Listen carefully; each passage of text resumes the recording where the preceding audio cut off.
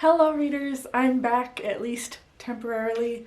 I've recently had an operation, so I'm going to be off of work for 2 weeks, and I thought that I would do a little bit of bulk filming and say hi again and actually get some videos up on my channel.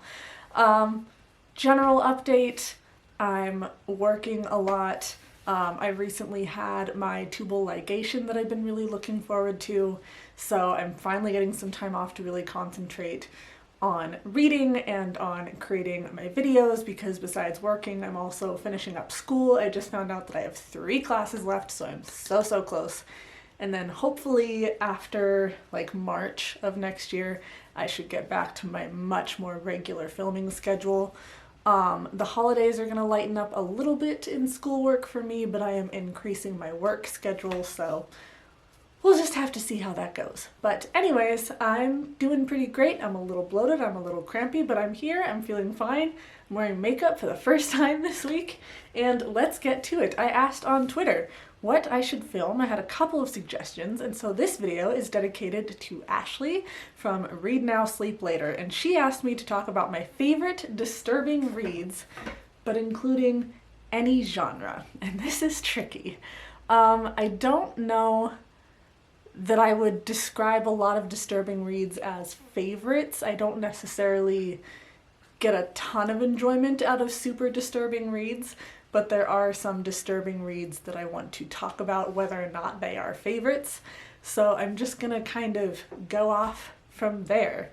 Let's see where I want to start. I loved this idea because I'm fully invested in Spooktober now. I've got my orange and black, so I think the first one I would like to talk about, I read a couple of years ago, and then I reread as a buddy read with Victoria from What Victoria Read, and she said it was one of the weirdest things she'd ever read. That would be Patrick Siskind's Perfume. I am not entirely sure if I pronounced his last name correctly, but this is a modern classic about a man who has this exquisite sense of smell. He can smell better than any other human. He eventually becomes a perfumer? Something like that. And he basically goes around killing women and turning them into perfumes. And it's disturbing in the sense that, like, you're not necessarily in his head, but you're reading this book sort of from the perspective or from the storyline of this person who is essentially a serial killer. And that can get really disturbing. And then just the way that scents are described, I can't really tell you much about it. Like, you'd have to read it yourself, but the way a scent is described is creepy and it's real, and it's like you get what that smells like, and it's horrible, but also you can't stop reading. The writing was just so well done. The scent description was wonderful, and this is definitely a disturbing read, and this is probably by far my favorite disturbing read, because it's a kind of disturbing that I can actually get invested in and that I don't mind rereading, as evidenced by the fact that I've already reread it once and will probably reread it again sometime soon. Next up, I'm going to bring up a classic favorite author of many people, and that's going to be Stephen King. You know his famous books, you know that there are some books that are less well known, and I think one of the books that doesn't get a lot of discussion is The Girl Who Loved Tom Gordon, and this is actually one of my favorites. Next to Needful Things and Gerald's Game, this is in like my top 3 or 4 favorite Stephen King books. It's also one of his shortest books, which is really nice because you don't get a lot of short options for Stephen King. This was disturbing to me in kind of I hesitate to say a relatable way, but The Girl Who Loved Tom Gordon is about this girl who's I think she's dealing with her parents going through a divorce or something. She's really frustrated with it, and she's going out hiking with her mom and her brother, and she gets lost. And this whole book is eventually her surviving in the woods on her own. I grew up in the country. I was in a very wooded area. I loved camping. I learned, where to use the bathroom in the woods, how to cook in the woods, stuff like that. And for me, that's pretty natural, regular things, but for a lot of people, it's like, oh my God, you poop in the woods? What? Like, you cook over a campfire? What is this? And I can see how some of that stuff wouldn't necessarily be disturbing, but like the fact that this girl is, what, a preteen, and she's surviving on her own in the woods, and she's dealing with the dark, creepy shadows and stuff. It has that disturbing aura to it. And there are some creepy supernatural things that happen here, as tend to happen in Stephen King books. And yeah, I didn't think I would actually come up with a list of like favorite books that are disturbing, but apparently that's what I'm doing right now. Definitely recommend checking this out. Like I said, it's very underrated for being a Stephen King book. I think it's one of the first Stephen King books I read that I actually liked, because I started off with his more well-known books, like The Shining. I've read half of it. I was so bored. It's just not my thing. We all have our favorite Stephen King books, and my favorites tend to be the ones that I feel are underrated. So do with that what you will. I was looking through my shelves, and another one I think I would like to include on this list of disturbing, for a very different reason, is Anne Frank's Diary of a Young Girl. This is a very disturbing book. Most of us have read it. I'm trying to hold these so that they don't totally flash you in the eyes now that I have a ring light. But I love this book. In general, I love books that are using a diary writing style, an epistolary writing style. This is her diary, like it's got diary entries in it. Anne Frank is hiding away from the Nazis, and she's trying to kind of live her life and be a teenage girl while also having to be squirreled away and secreted away and be quiet and not be found out. And that constant sense of possibly being found out has a very disturbing aura over it. And like, you have this girl who's just trying to be a teenage girl, and she can't, because if she acts like any other child, she could be discovered. And so, like I said, this is disturbing for a very different reason, but I do think that it's worth including on this list.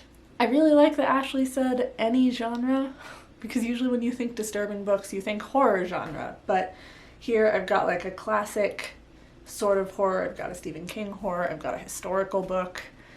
I'm going to take a minute to browse my shelves and see what else I can find. I like not always preparing for videos ahead of time. Okay, I have picked out 2 more horror books, like solidly horror, and one, again, that's more classic. So I'll start off with the horror one. I guess when I think about it, I could not do a video like this without talking about this book. Tender is the Flesh.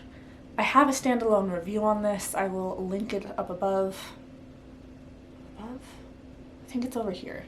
I've been trying to remind myself. I think I have to point to the left for the little eye thing in the corner. But Tender is the Flesh is a dystopian book where animals have supposedly come under this virus and are inedible to humans. So in order to get our meat intake, we start eating other people.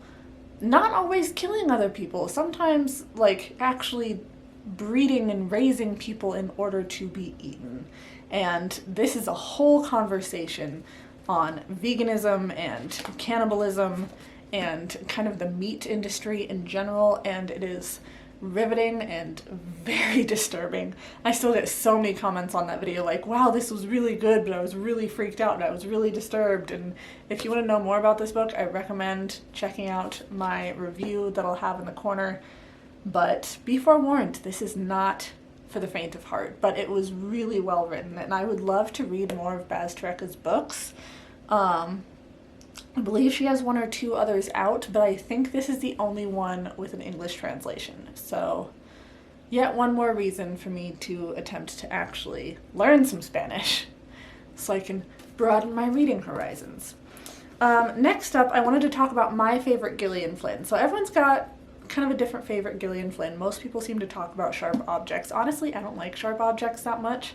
What I do love is Dark Places. And I think what really gets me with this is I love a good like 80s centered book. And this book takes place in current times, but the case that it's discussing took place in the 80s during the Satanic Panic. So this book is about the survivor of a murder during the Satanic Panic era, and the murder was very, very bloody and very mysterious. And this woman ended up writing an autobiography, and she's running out of money, and she's a kleptomaniac, and she's trying to find out, how am I going to get through the rest of my life with no money? And she gets this offer from this murder club, essentially. So it's kind of like a Comic-Con or something, where you have this big conference where all these different people gather into different clubs, and each club is researching a specific murder. So you go down into really dark territory where they're like, hey, do you have any memorabilia from the murder of your family, and could you sell it to us, and how much would it cost? And it's very disturbing in that sense. This is actually the first book I read where I came across this idea of murder memorabilia, and I've come across it in a couple of other horror books. Most recently, The Final Girl Support Group by Grady Hendricks, which talks a little bit about murder memorabilia. It's where these people are paying these survivors for things left over from these murders, like hair from the scene, or bloody pillow from the area, or the knife that the murder was committed with, stuff like that. And it's so creepy, and this book is so bloody, and I love it. So I don't know what this video says about my reading taste. Judge me if you will. Last book I'm going to talk about, I don't have that much to say because it's been a little bit since I've read it, but I wanted to mention Valley of the Dolls. I need to reread this again because I remember liking it, but I think is it a 1970s book about drugs? 1966. This book was written in 1966. It's about these different women who are kind of becoming famous and navigating Hollywood and navigating drugs in Hollywood and kind of their body image and the way they see themselves. And it's kind of this discussion of society and these pressures that we force onto women. And in that way, to me, I consider it disturbing. It may not be disturbing to everyone, particularly if you don't believe in the patriarchy, but I think the societal pressures that we put on female-bodied people are very, very disturbing, and this book does a good job of talking about it and talking about drug culture and how it ties in to how we view ourselves. And a very underrated classic, I think. Like, I've heard it mentioned, but it's not a book. Valley of the Dolls isn't really a book that comes up a lot when people talk about classics, and I think it's one that we need to talk about more, because I think it did a really great job with the discussion, and you just get really drawn into these characters, and it's like, what are you doing? What are you thinking? But also, how much are you really thinking when you just have this cultural idea embedded into you and your mind and your view of the world? So that is going to be my list of favorite disturbing reads from multiple genres. I honestly didn't think I would have favorites, but turns out I have favorites, and these are it. So actually, please comment down below and let me know what you think of this, or make a video of your own and tell me your favorite disturbing reads. That is going to be it from me, so please like, subscribe, be my friend on social media. I will eventually see all of you in my next video. Bye, friends.